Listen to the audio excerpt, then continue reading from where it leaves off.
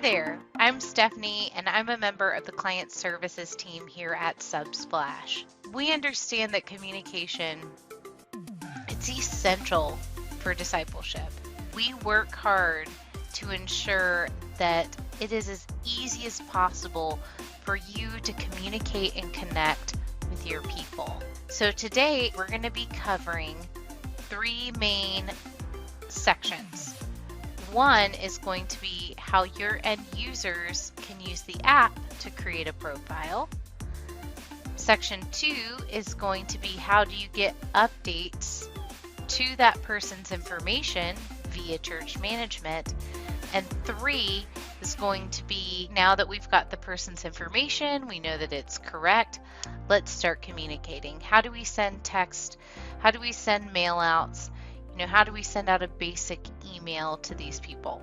In order to implement any of the things we're going to talk about today, you will need to have completed the people data import that Chase covered in the previous module, Module 1, and if you haven't, go ahead and when you're done with this module, review his module and start importing what you can into your people management system.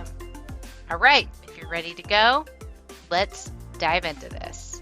All right, let's get started on creating a profile through the mobile app. In order to donate, join a group, register for an event, a Subsplash account will be needed.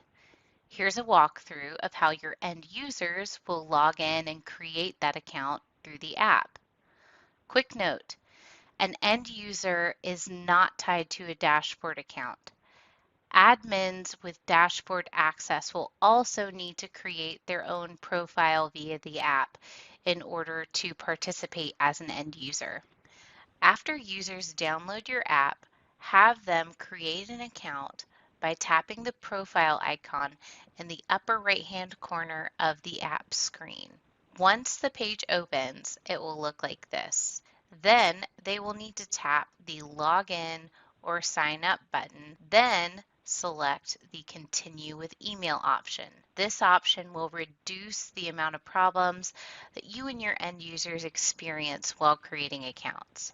Trust us on this. After the user has created their account or logged in, they will have the ability to update their profile information within their account menu and use other in-app features like registering for events, joining the live chat, or messaging groups, and donating. Now, if someone logs in with an email that is different from the one you imported in Module 1, then a duplicate profile will be created in your database.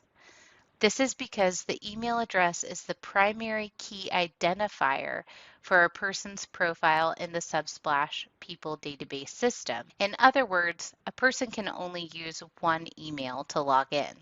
Therefore, after getting community members to log in through the app, you will likely need to go through the process of cleaning up your people data by merging these duplicate profiles. That way you have the most up-to-date primary email. Now you have your people's information in your database. Let's cover how to request an update to that contact and their details. This is a powerful feature that helps you keep your database up to date. You can send an update request to one or multiple contacts at a time. To do this, make sure you have church management open and then navigate to people and select contacts. Choose the contact you want to send the update request to. Then in the panel that pops out on the right-hand side, click Send Update Request. In the editing window that pops up, you can edit the message that populates and then click Send. Once the contact detail request is sent, the end user will receive an email with a link to a form where they can update their contact information. Once they update the information and click Save, all of that information will be saved into your church management people database. Voila! Mail call! Okay, there are a number of convenient ways to send communications in church management. Some of them include SMS, basic emails, and mailouts. We'll cover each of these functions more in depth, but first we want to talk about contact lists. Contact list more commonly referred to as mailing lists, are a foundational piece to how you communicate through church management. You can find contact list under the People tab as well as the Communications tab.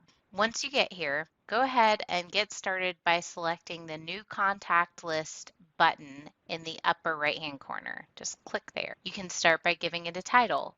For this example, I'll be using small groups. Okay. On this next tab, you're going to see the positions that you can add and also members. On this tab, it's very important that you select Allow Provisional Membership. This will allow others to join the contact list without having to manually add them yourself. This is important if you want to make it possible for people to subscribe themselves to a mailing list, or should I say a contact list. Also on this page, you'll see the Group Member section.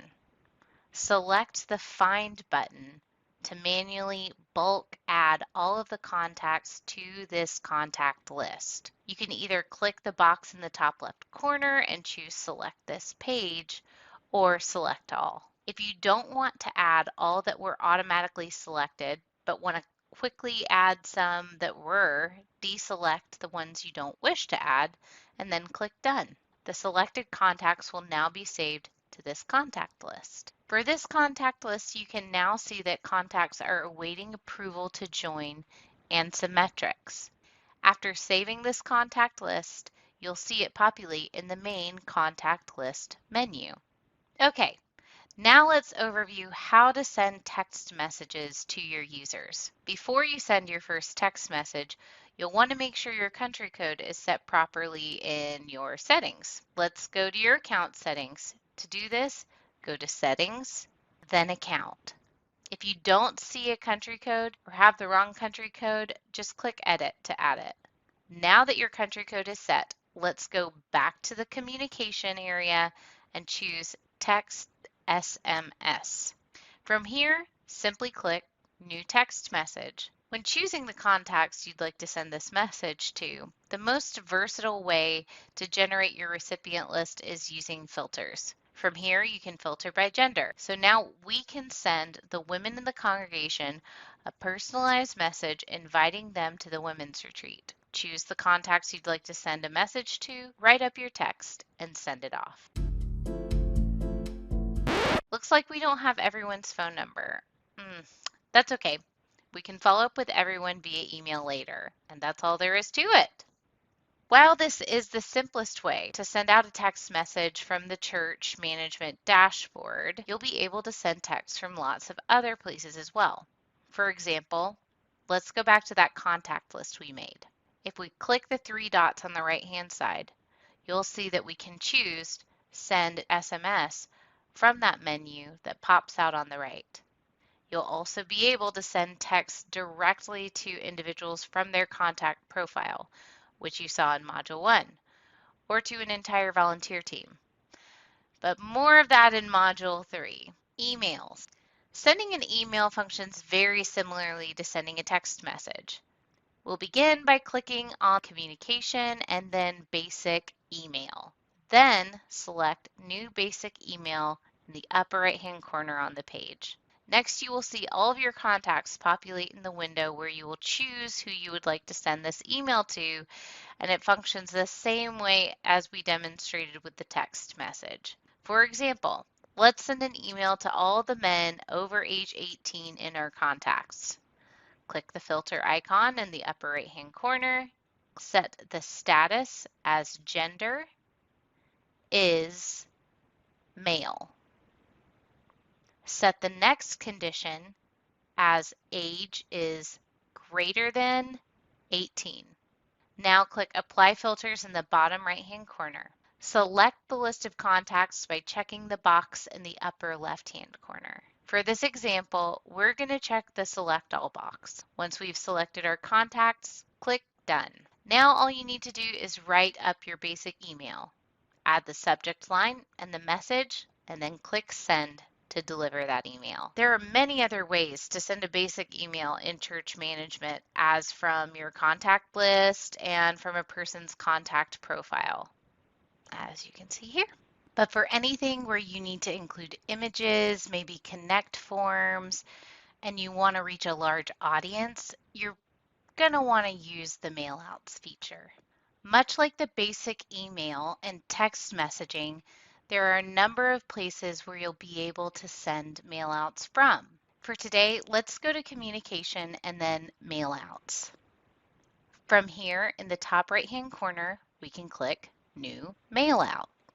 I'm going to choose Newsletter Email for this demonstration, and I'll start by giving it a title like Weekly Newsletter. As well, I can change the sender, so if I don't want this newsletter coming from my personal email, I could choose a more generic organizational email. And then I can change the type of mail out from promotional to transactional if I would like to send the newsletter to people who had previously unsubscribed, which we would generally discourage unless you have a very specific reason for doing so.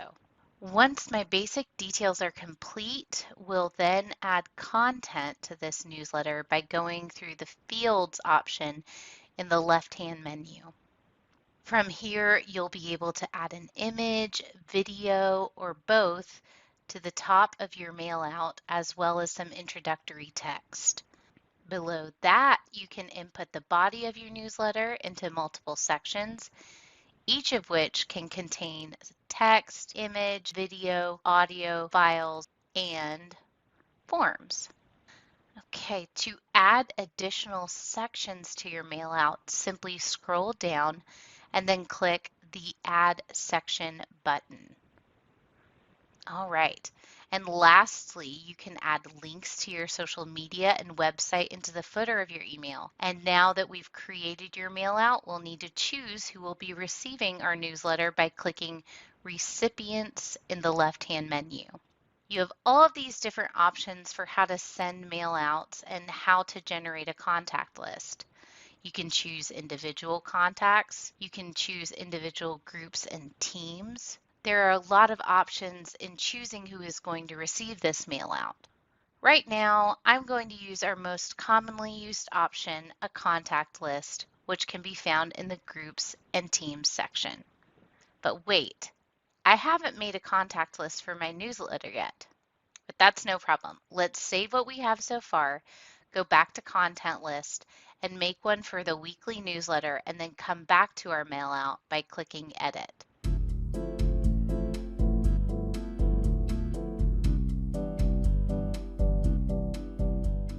Now I can click Find in the Groups and Teams section to choose that weekly newsletter contact list we just made. Now I'm going to click Save, and I get a preview of what the email looks like.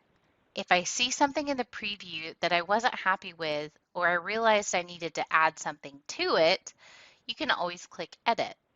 Then I can send a test email to a contact like myself or our communications team. Finally, I would click Publish to either schedule this email for a later date, or I can just go ahead and send it right now. Let's say you want to make your newsletter sign up available on your SnapPages website. Well, over on the SnapPages dashboard, you can click on Forms in the left-hand menu and then create a form in the upper right-hand corner. Let's make a new form and call it Weekly Newsletter Sign Up. For this, all I need to do is gather the person's name and email, so I'm going to click and drag the person block into the middle. Then I'm going to click Settings in the upper right, and then Advanced. Okay, from here I can toggle on Add People to a Contact List and set this form up to add them to our weekly newsletter contact list. There we go. Now that I've got this Subsplash 1 form created, I can add it anywhere on my website by dragging the form block into the Subsplash section where I want to place it on the page editor.